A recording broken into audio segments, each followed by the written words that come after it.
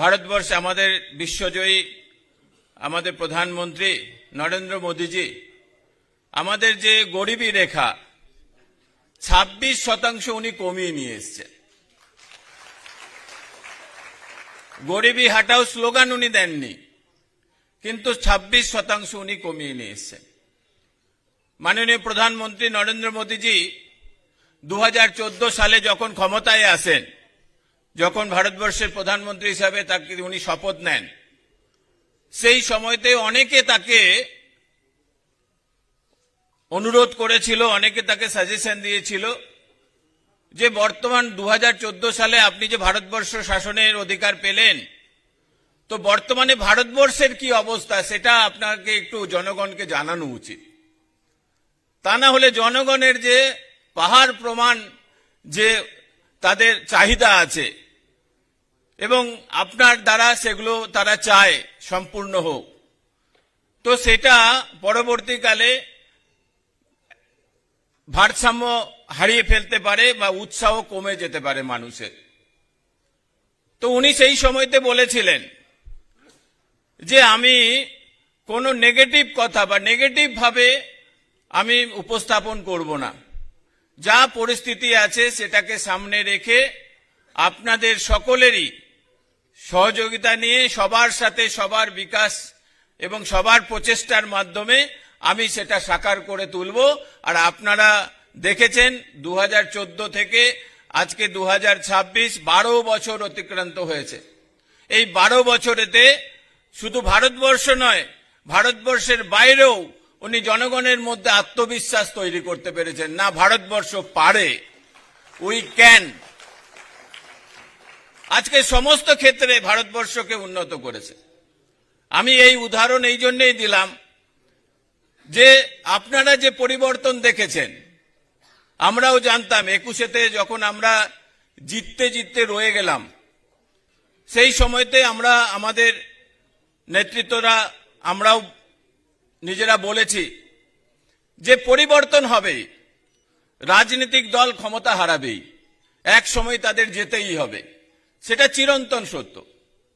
কিন্তু শুধুমাত্র একটা রাজনৈতিক দলকে ক্ষমতাচ্যুত করে আর একটা রাজনৈতিক দলকে ক্ষমতায় আনা, সেটা ভারতীয় জনতা পার্টির উদ্দেশ্য নয়।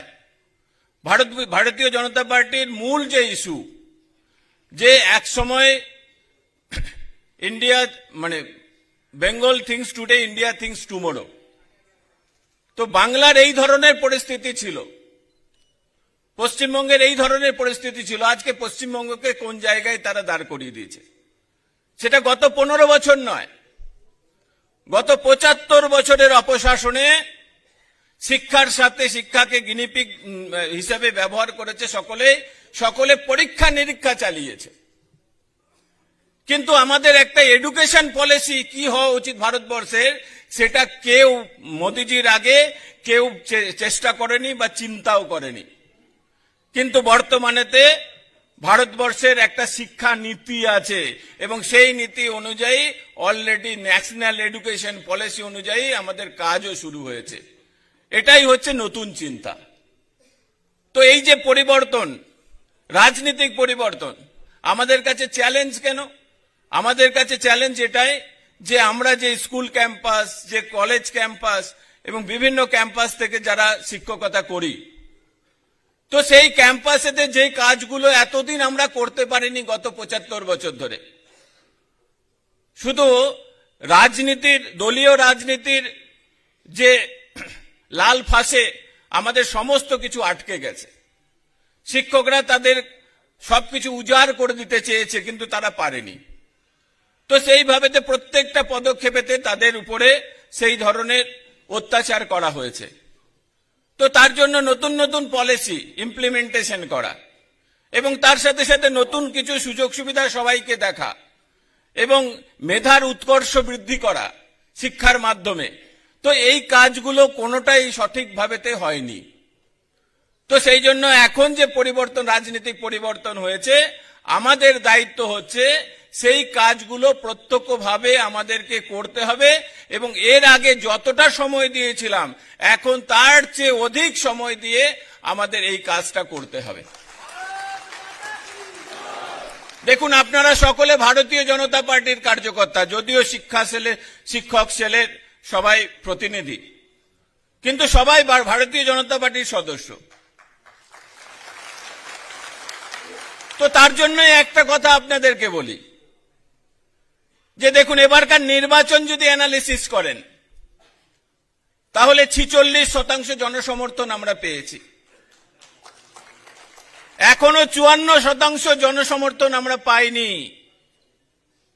তো 54% জনসমর্থন পাওয়ার জন্য আমরা যদি প্রত্যেকটা স্কুল, কলেজ, বাকি সমস্ত জায়গায় আমাদেরই সবচেয়ে গুরুত্বপূর্ণ ভূমিকা গ্রহণ করতে হবে, কারণ সমাজ আপনাদেরকে অন্য চোখে দেখে।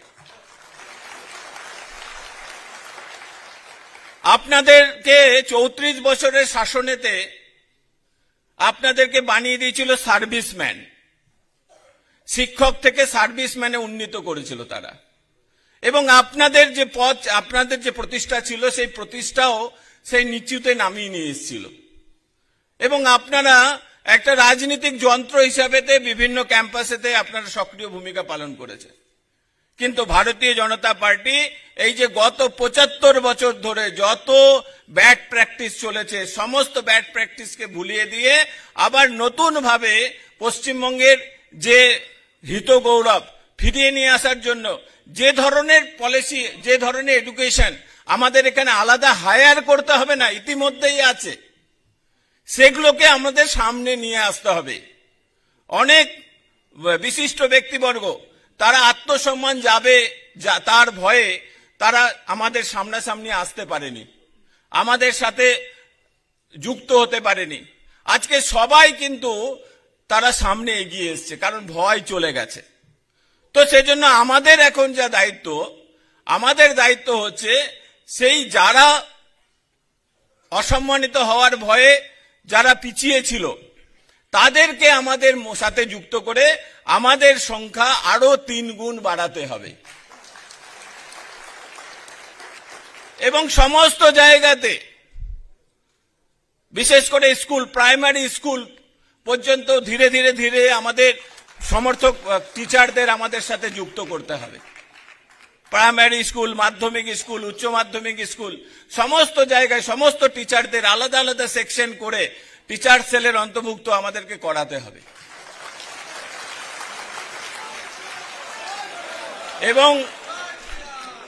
এবং সবাইকে আমাদের মেসেজ দিতে হবে যে রাষ্ট্রের জন্য অর্থাৎ সমাজের জন্য একটা আদর্শ শিক্ষা পদ্ধতি, যেটা আমাদের ন্যাশনাল এডুকেশন পলিসির মাধ্যমে শুরু হয়েছে, তার মাধ্যমে আমরা সবাই শিক্ষা দিয়ে সেই ধরনের পশ্চিমবঙ্গ, নতুন পশ্চিমবঙ্গ আমরা তৈরি করব, সোনার পশ্চিমবঙ্গ আমরা তৈরি করব।